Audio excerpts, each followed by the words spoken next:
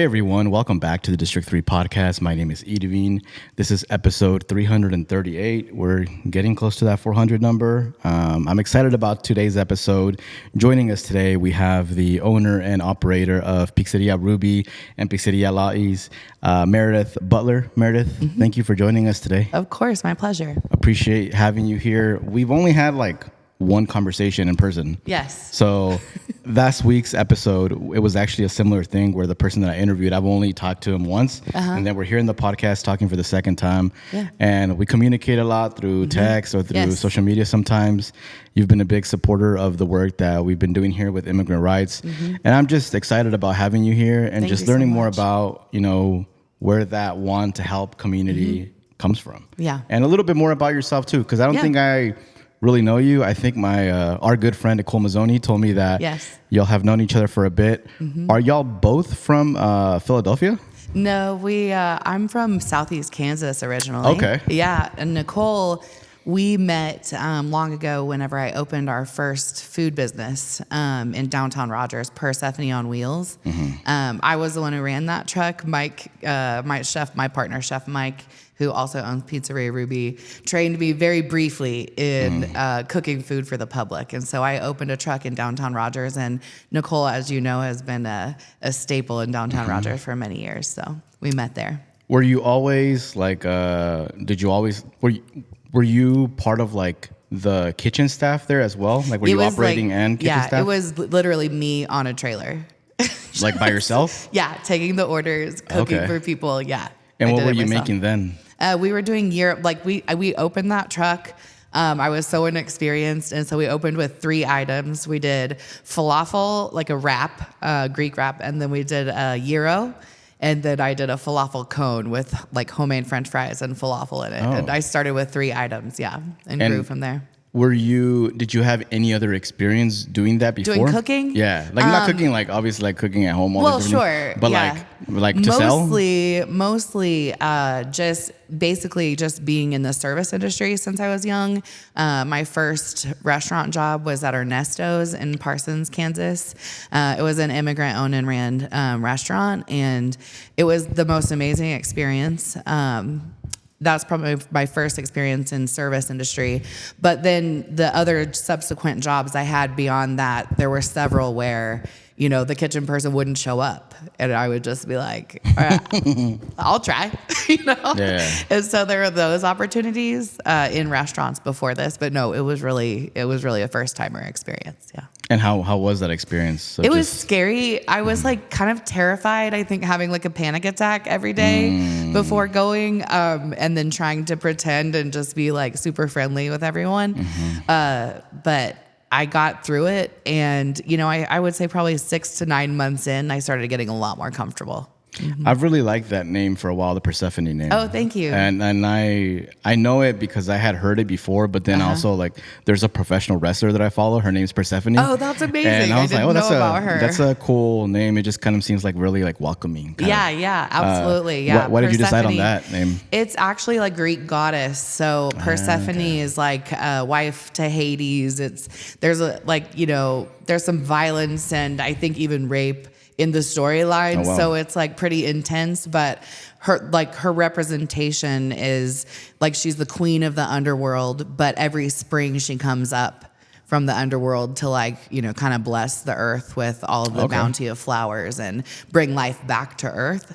And so, that symbolically was pretty intense, but actually my partner Mike's mom on the Greek side of their family was called Persephone, because she loved to plant flowers and always loved to receive flowers and things like that. So it was really named after his mom. Oh, wow. That's really pretty. Yeah. And how long were you there at the truck? We were on and off on that truck for almost 5 years. Yeah. So, it was seasonal. So we would close down in December, January. Every year. It just gets too cold. People don't come out. And it's difficult to work on a food truck in those temps. I bet. We would close down seasonally and then reopen in the spring. I bet. Like, I've never really worked in a truck like that before. My dad had this era once where, like, he was like, you know what? I want to be an ice cream man. Oh, I love this. I remember we would go, like, to Missouri to some lady's house who had a bunch of ice cream, and we would buy ice cream off of her. And then during the summer, we would be in this ice cream truck, which is kind of like a van when I remember it now. It was like a van. Yeah. Kind of like you see them all around here. Did it play this song? I think just the basic. Yeah. Yeah, that's great. But it was hot in there. And it was during the summer. It was like July. It was like June, July, August. And it was a hustle, man. Oh, yeah. It's an absolute hustle. Especially when the trucks that you see out there that are owner operator. Like, I mean, you got to give it up for those people. Nobody is doing that work out of just like making it big. Like, nobody makes it big on a food truck. This is people who are like comfortable with the grind, and they want to make something really beautiful for people to eat and partake in.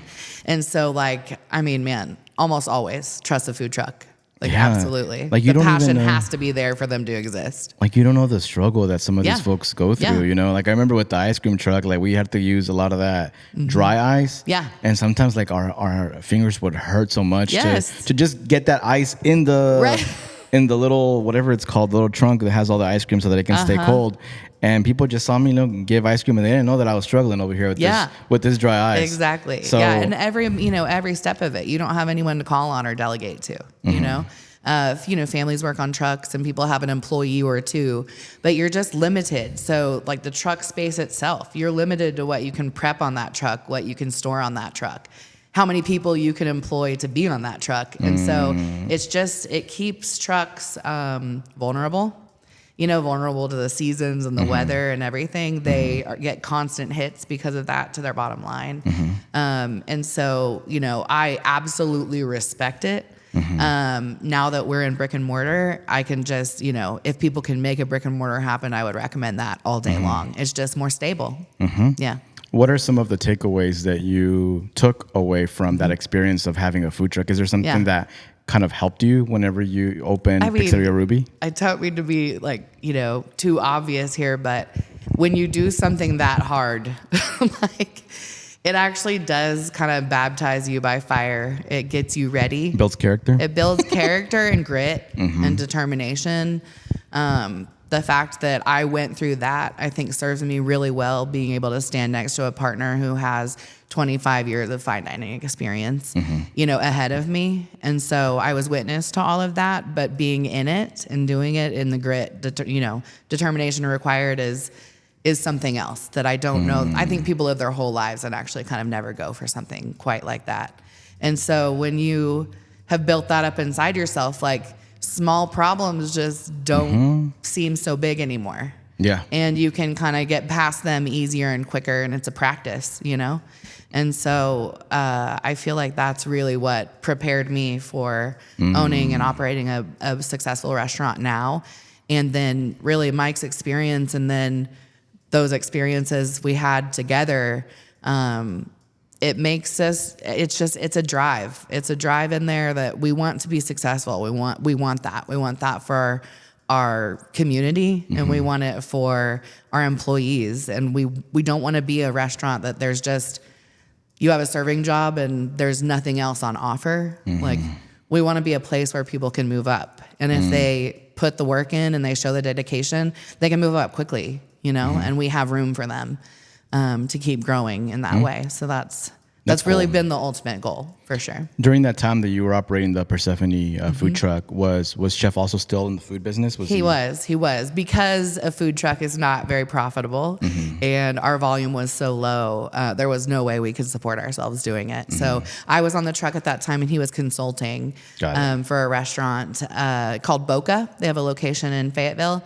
Okay. They had wanted to put a second location in Pinnacle Hills that it was there for several years, didn't end up working out, but he consulted on getting that open for that company. It was a dear friend of ours. Okay. And when do you make the decision to be like, let's go to Johnson/Springdale? Yeah, let's go for it. Well, it's an interesting track. So we had Persephone, and then we wanted to continue opening food trucks. So we opened 3 Cents an Acre, and that food truck was at Ozark Beer Company. It was stationed there permanently. for a couple of years. And it was very popular. It was great. We had made a deal with some people in downtown Rogers that were opening like a beer hall, casual bar and grill restaurant, that we would do their food in exchange for us being able to use the kitchen as our commissary kitchen for our food trucks as well. Okay. So it was this kind of like really cool situation that we met some people, we really liked them. We worked with them while that was in operation and put incredible food out at Moonbrook. And then we were supporting the trucks. So the trailer at Ozark was this little trailer. You couldn't have more than 2 people on it. Oh. And people were like, we would have lines, 20 or 30 people long, and we'd be putting out a ton of food, pumping out all night long at that big Ozark Beer Company brewery. And people would be like, how are you doing that? And I'm just like, because that was the window where the food was being sold. We literally drove that food from like a block away from an entire huge, massive restaurant kitchen. So like it was a bigger operation than it looked like from the outside on the truck. We were doing that. So we had both trucks in operation. Things were going pretty well. And then COVID. And so COVID hits, and we're off season. So we don't usually open back up until March. And so right at that time, COVID was hitting the U.S. March, April. Exactly. Yeah. And so we decided that we were not going to reopen food trucks in a worldwide pandemic. I guess because y'all are working all close by. Yeah, you're working so close together. At that time, the recommendation was to completely isolate. And so we just couldn't do it. So we did not open. We didn't really have anywhere to turn. We did some work with Rafael Rios at EAOs, consulting, rearranging things in his kitchen. He was going to stay open during COVID as much as he could to keep his people employed and supported. And so we did some consulting with him, did some special events with him just to kind of keep the lights on. Those times were dark, weren't they? They were intense. Like, we didn't know what to do. I remember... Yeah. Like, no one wanted to go eat at a restaurant. Right. We didn't either. And we didn't. None of us did. That we were so closed down for a while. And I know that even surrounding it, the distancing and the problems that come with that. Because a lot of us have like family members that have, compromised immune systems. Yeah, and absolutely. Us, like, we're fine. Like, we're okay. But yeah, we were just, everybody was like ordering out. I remember that. And as an extrovert, that was tough. Absolutely. Yeah, to the isolation, man. The isolation definitely, I feel like, hit everybody first.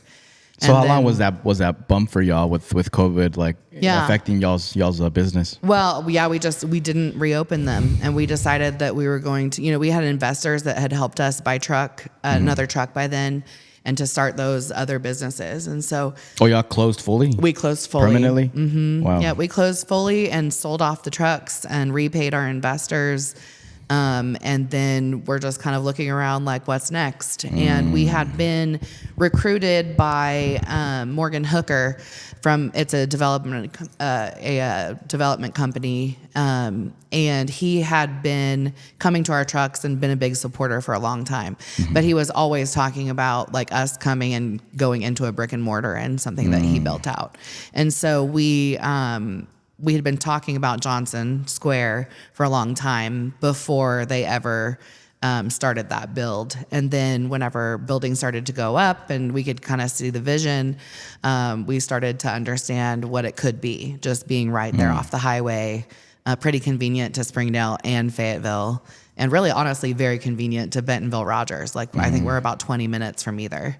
So and that might have been somewhat of a risk because I told you whenever I met with you the last week, I think that I told you that like Johnson in general had a reputation back then. Oh, absolutely. Where people were scared of driving through there because of the fact that like police would stop you sometimes for no reason. Oh yeah, it was an absolute speed trap. Like it was known for that. People avoided it like There's the like plague. memes. There's memes on Facebook and Twitter where it's like especially when you would see like a black Escalade, you'd be like, I'm gonna go like 15 miles per hour down here because any little thing. And I remember, just 4 or 5 years ago, whenever for my job, I had to go with some clients to court in Johnson.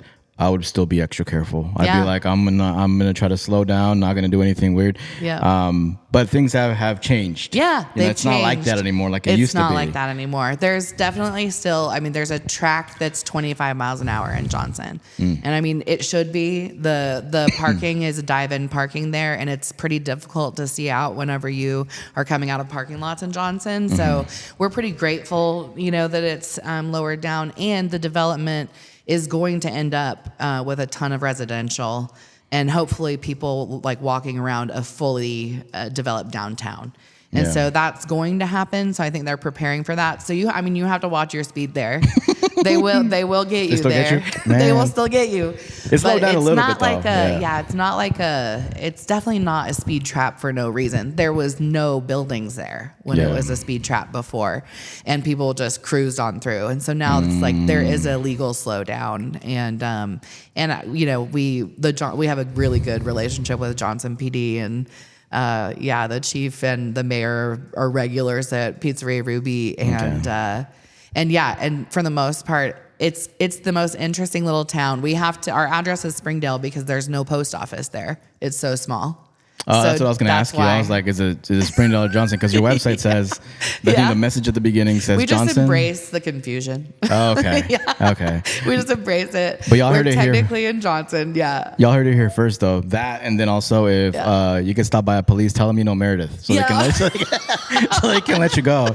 Meredith. Tell them you know Chef. That's probably better. That's probably better. Chef says that if you let me go, no more pizza for you. That's right. That's right. So where does the idea of Pizzeria Ruby come about, and what kind of concept did y'all have in mind for that? So we did start dreaming. I mean, we've always had many concepts that we're discussing. Like, we're food people. We love our favorite like restaurants that we grew up with. That you wanted to go to for every occasion that you could make an excuse to go. And so for me, it was Chicken Annie's in Pittsburgh, Kansas. There's the Chicken Annie's, Chicken Mary's rivalry there. They're restaurants that are right next to each other. It's been on the Food Network. Oh. It's everybody should go. It's like a tiny little drive up north. But it's fantastic fried chicken to this day. I don't remember how long they've been open. I want to say like 1912 or something, like something crazy early. And so those kind of long-standing restaurants that made it through COVID, that are a staple for like multi-generational families. Mike and I have always wanted a restaurant like that. And so he has restaurants like that, out in Maine, where he's from, Portland, Maine, and Boston, that just... they're still beloved to us. They're touch points of our lives and our histories. And so that's genuinely what we wanted for Pizzeria Ruby. We knew we wanted to do pizza because Mike had been in fine dining for so long. And even with our trucks, like, they were food trucks. They were also ran like fine dining restaurants, like very elevated food. And so he wanted to do something that was very plainly food for the people. He wanted to do the thing that, families would have every Friday night, and look forward to that and build traditions around. We talked very directly and passionately about that for a long time, and we just felt like pizza was the avenue to do that. He's Italian and Armenian. He's Greek by like marriage in his family. And he also wanted to embrace that part of his growing up and his history and everything. So East Coast Italian, we're not necessarily like Italy Italian food. We are very celebratory about the fact that we are really like East Coast Italian food, like Italian American food. What Italian food became, the comfort food of New England. That's so cool. I haven't had the opportunity to have a conversation with your partner yet, with Jeff. I've only seen him on videos on Instagram. I get to go first. Hey, you get to come. That's why I reached out to you, because you've just been doing so much and being outspoken and stuff, and I really appreciate you. Going back to what you said when you talked about like working in the restaurant industry and like seeing the immigrants that are working in those industries. Like restaurants are often built by immigrants and first generation families. 100%. Has working in the industry changed how you think about community and belonging? Oh, 100%. I really think that that restaurants are something special. Like restaurants, especially, it kind of strips away any preconceived notions that people have because you're there to do something that's essential to your life. You know, eating is something that's essential. And so, you know, the choice of what you eat and where you eat is a choice. But I do think it strips away things that get in the way. You know, like we can sit at a table and have food together and literally we don't need to even think about or talk about anything else. I think that that's a big open door to getting to know people. We've been extremely lucky in our journeys to have the opportunity to have that touch point with other restaurant owners and hence other cultures and other types of families and everything. And it's something that I cherish the most in my whole life. I was from small town Kansas. I was lucky enough to work in it was absolutely the most popular restaurant in town. And they killed it with consistency and like quality for years and years and years and years and years. Like, to be a part of something like that was different. It was not like working at Burger King, you know? It was, knowing that Phil, the essentially head chef of the place, showed up at like 5 a.m. every morning to like start the prep cooking, and then he was also there at 9 o'clock at night when we were closing down the restaurant, and just knowing that and knowing their routines as a family. Kathy, his wife, would come in even though she had kids at home, would come in for evening service and help us on the host stand and everything. Like, I was always very aware of what families do to keep a business going, a family-owned business. But it was also so attractive to me because I also lived in a family where my dad was gone a ton, to his job, and that job wasn't someplace where we could be.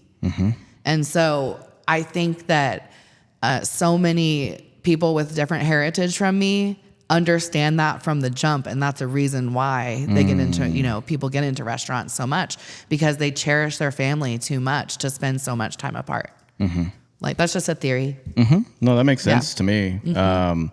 You've been very outspoken on social media. Pizzeria Ruby has been very outspoken also through y'all's channels. Was there a moment when you realized, or when everybody at Pizzeria Ruby realized, like, I need to speak louder, I need to be more outspoken about this issue? And what was that moment for y'all? I mean, just to be very straightforward, probably when Trump got reelected. Like, I just knew, at that point, it was really disheartening to me that we have so many people who would resonate with his kind of rhetoric and his kind of blatant racism. I'm glossing over or trying to have a modicum of respect for thinly veiled racism. When it is what it is, it needs to be called out for what it is. That felt to me like the things that you see in the media and what he put out there, as someone with a platform, disgusted me to the point that I couldn't go another day without doing whatever I could, which, I always feel like is not enough. And I always feel very new at and very like novice about. But that I just had to utilize, if whatever I have to utilize for the good. And to face stuff like that. I can't ignore it either. Like, I just can't ignore it. I always think, I feel like other people think that this is like a Democrat-Republican thing, but it's literally just a human rights thing. It's a human rights thing. It's a basic human rights and decency thing. And in a state that is so covered in churches on every block, I certainly didn't see people stepping up and talking, like, speaking out from that sect of community. And that has bothered me. I see a lot more now because I hear from people now that we're being vocal. But But I just felt like the people that should be standing up for what's morally right aren't necessarily standing up for what's morally right or taking that personal risk. Because of course it's a risk to stand for anything. It's a risk to stand up for anything. And so, but to live a life and not do that is just not an option for me or Mike. Yeah. Completely get that. A few months back, there was the national strike that happened where a bunch of businesses were closing down nationally. Right. And then, but we had like a snow, I don't know, it wasn't a snowstorm, but it snowed for a few days here. We lost a couple of days of business. Lots of people did, And then the national strike happened. And then I forgot what business here locally started it first, where they were like, I can't close my business because it snowed, but I'm going to donate 10, 20% to IDE, right? Yeah. And then it was another business that did it, and then another business. And then we were like 88 businesses deep. It was a cascade, right? And it felt good. And y'all were some of the first ones that ever like publicly came out and said, you know, here is a pro-immigrant business. Right. We support also undocumented immigrants in this area. Y'all being one of the first ones that were constantly publicly posting things like that, how did that make you feel to see other businesses like finally give in and say, you know, we're going to do it too? Because they had to have been influenced by some of the stuff that you all did too. Could be. Yeah, it could be. I mean, that's absolutely my goal and hope. Yeah. My goal and hope is that if we speak up for things that are just like at a moral level like what people need to hear, what people who are downtrodden from being marginalized, if we can just speak up for them, like that is such an amazing first step to help. And, you know, I think there's beauty in people knowing what safe spaces they can be in a state where that is not always obvious. Yeah. I want people and families to feel comfortable coming in our doors that are marginalized first. And I have no problem saying that. Like if you are privileged right now and you don't have to worry about being pulled over by the police or, you know, forgetting to pay a ticket and then going to jail here and then having to deal with ICE through that experience. Like if there's so many ways that you're privileged, then use that. Use that privilege to help somebody because it's the only thing it's there for. Like it's useless otherwise. And I want the wave to happen. Like I'm willing, like trying to will the wave to happen. Like the wave of good people standing up for the right thing. And I think people realized that y'all were some of the first ones that were very vocal, because I remember whenever I was making like the list of people that had helped out, a lot of people were like, "Don't forget Pizzeria Ruby did it first." And I was like, "I know that. You ain't gotta tell me. I'm the one I'm the one that would see it all the time, That's right?" So kind. And people know, people see. Yeah, it's so kind. I also am like mildly disgusted that it's 2026 and it was 2025, that was necessary in this state or just in this corner of this state. Like there's a lot of people in this corner of this state that know better. Like, and I shouldn't have been the first to, and I don't think I was. I just maybe am like just louder. I think the consistency too. Just loud. Yeah. Like, a little bit loud, but the consistency too, right? Because of course, back in 2010, you can pick it up and put it down. There's been businesses here and there, because I mean, I've been doing this since like 2009, like the immigrant rights organizing, 2009, 2010, and there has been businesses that have supported, but I'm talking about just the consistency. Right. Did you ever fear having backlash from being so outspoken? The only thing I ever feared was just people who are wildly unhinged and could potentially cause harm in some way. Like that's the only thing that ever, scares me, because I like don't have kids, but I think of all of our employees, like, mother hen a little bit, with them under my wing. We employ teenagers all the time. We employ a lot of innocent people. And so I would never want to put anyone at risk. And I'm just going to say that plainly. Like it feels like a risk in a state that has the reputation that it has. And I don't want it to have that reputation anymore, but we don't get to just choose that. We have to actually act for that. So that's where it is for me. And y'all created those flyers that you have one blasted on your window at the front. What does that flyer say for the people that haven't seen it? It says no ICE is allowed. We're refusing service to ICE agents at Pizzeria Ruby and Pizza Lottie's. As a business, we have a very core fundamental right that just because we have a business and it is a public business does not mean that we can't refuse service to someone for any reason whatsoever. And we choose to refuse service to ICE. If you can choose that in your life, a career path where all it does is cause harm, no one's out there picking up the worst of the worst like they were told. That was just a ruse. It's fathers, mothers, teenagers, children, and families that are being affected. And if you can choose that in your life and you can see that happening in front of your face and take part in that, then you're not my type of person. And I'm not going to invite you into my work home where I spend most of my time and treat you to the love that I have to give for people at my tables and the love that my staff has for people who are championing people, not putting them down and causing irreparable harm. So, I mean, not to, I know that may sound pretty intense, but that's where we're at. And so that is my right. It supersedes anything else there. And I encourage any other business to take that same stance.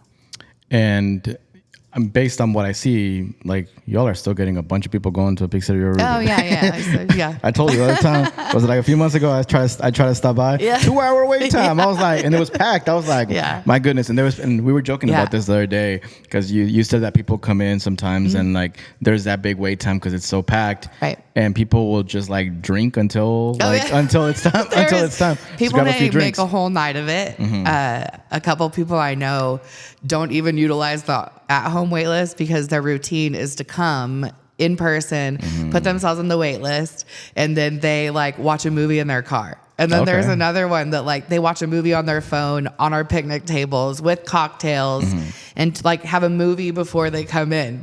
People have figured out how to make it their own. We've dealt with the really positive challenge of being really busy during dinner service and weekends since we opened. And that's an incredible thing to experience. It's very humbling and I think about it a lot. The support that we've been shown is incredible. And we just wanted to take that support and honor it. And we're going to do what we believe is the right thing to do with the business and for our employees and for our community. We take it really seriously what people have invested in us because we wouldn't be here without them. Yeah, I think I've just been so happy the fact that y'all have been very outspoken and business is still really, really good. And I saw a lot of people, whenever y'all post anything that has to do with immigration or support for immigrants, I see a lot of immigrant brown folks that will say, you know what, they see that as a safe space. Yeah. They're like, oh, if this business is willing to just be so vocal, put that sign on their front door, I feel safe there. I feel like I can go there and in case anything was to go down, I know that they would fight for me. Yeah, they would. Yeah, they can call on us. Absolutely. Yeah. Kind of thing. That's what we wanted. So I wanted to ask about y'all are opening a new place, which I'm not sure if y'all are officially open yet, but y'all did a soft launch last week. Yeah, we're doing soft launches right now. Can you talk about that new concept, the new place? Yeah, of course. So Pizza Lottie's is going in the Crystal Flats apartment community in Bentonville. It's just about a half a block away from the MAZM and just a couple blocks away from Crystal Bridges. So great location. We're outside of downtown proper. So it's a little less congested over there. We've got a dog park and walking paths, and we're surrounded by a lot of beauty there. So we're really excited to bring this to the community. It's going to be a little bit different from Pizzeria Ruby. It's a very long linear space, and so we broke it up between a dining room that's very much like Ruby with a lot more patio tables. So there's I think we have 67 patio seats approximately, and about 40 seats inside. So still a very small dining room, but it just feels really good. No matter how many people are in it, it feels really cozy. So we have that dining side, and then we have another separate entrance now for takeout and deli, which is going to be new to the program. So we're going to have some really cool East Coast style Italian sauce sandwiches from that deli. And we hope for it to be like a deli experience in the city. Like walking in and, you know, someone behind the counter slaps the cooler and asks you what you want. Like, we're hoping that it really feels like a city experience, and it kind of will help with the bottlenecking we experience at Ruby. We have one entrance at Ruby where takeout and dine-in happens together, and it is always a little bit chaotic.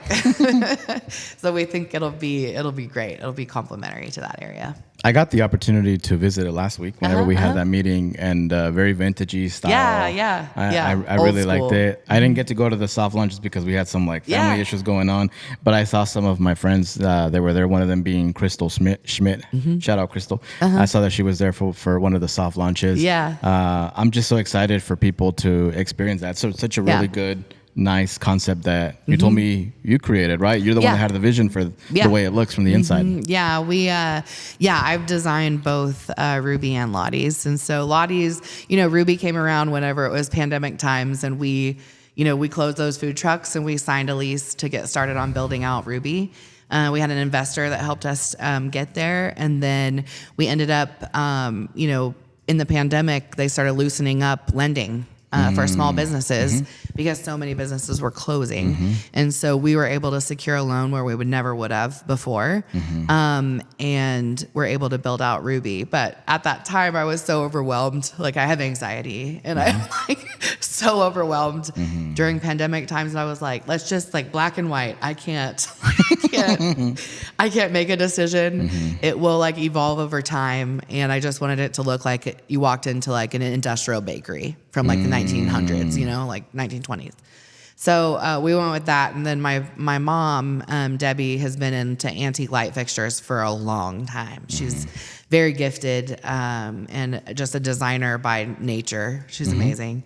And she helped me, and I found all the vintage and antique lighting in the space. They're so pretty. Thank you so much. Yeah. So we went with that as really like the core part of the design of the space. And then we wanted to choose things and smallwares that were aesthetically, you know, things we grew up with, the amber plastic cups that are at Chicken Annie's in Pittsburgh, Kansas. Like some of those really neat things that are tangible in restaurants that you grew up with, like they're still like available through Webstaurant today. So we carefully chose those things to look old school. Like we'd been there a while at Ruby, but then we kind of like did the same thing with Lottie's, but then amped it up a little bit. I'm not afraid of color now.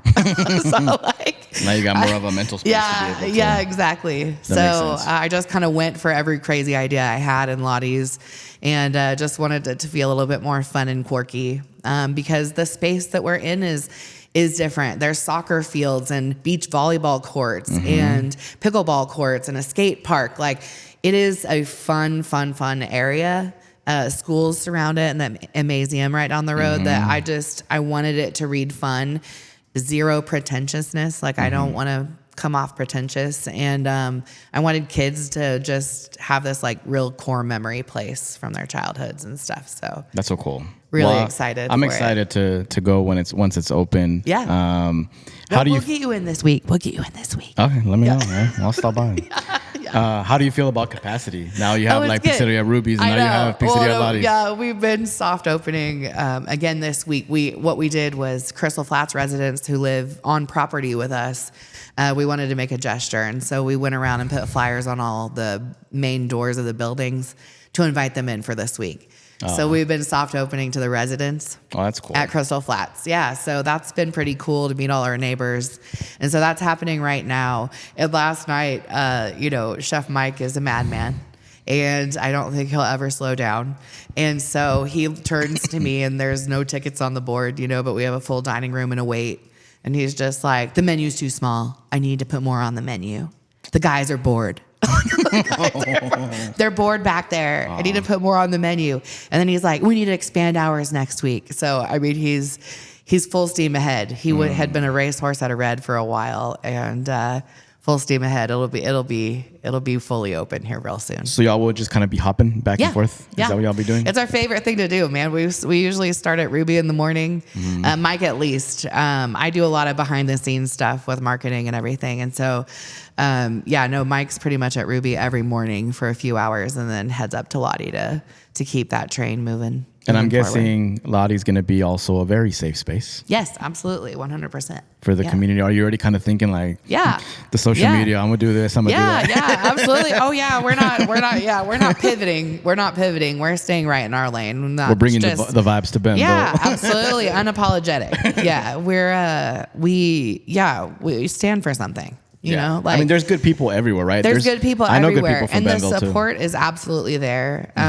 People aren't just like relieved to see it. They're not like, people are reaching out every single day talking about like, thank you for what you're doing for the community, because like, that's not an ego thing for me to absorb. Like, I'm absorbing that, feeling the same. Like, I want the vocal part of our community in Arkansas to become way more people loving and way less concerned with, can I cuss? Yeah. Bullshit. Got it.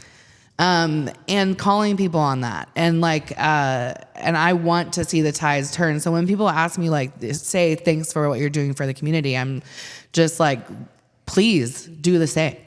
Like, please do the same. Be vocal in your circles. If you have any platform whatsoever, online or otherwise, like, use it for good.